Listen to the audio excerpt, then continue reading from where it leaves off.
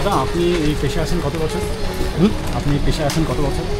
এটা আমি ধরুন 10-15-16 বছর বয়স থেকে আমি এই আমাদের ব্যবসায় এইটা আচ্ছা, সেই ব্যবসাতেই আমরা চলি। কেমন লাগে আপনার এই কাজ প্রতি বছর করতে? ভালো লাগে, না কাজ করলে খাবো কী বলে।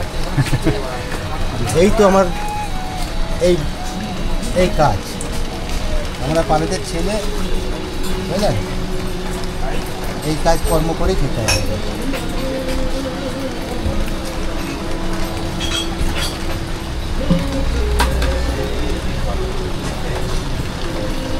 দাদা এই কাজ করতে গিয়ে সবথেকে আপনার কঠিন কোন মানে বিষয়টা মনে হয়?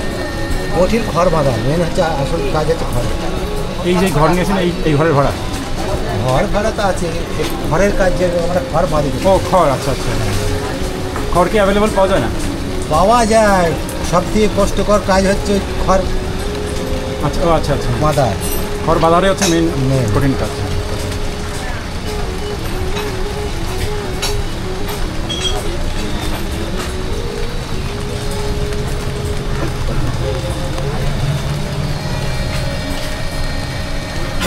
এই যে কাজটা করছেন, এই কাজটা আপনাকে কতদিন আগে শুরু করতে হয়েছে?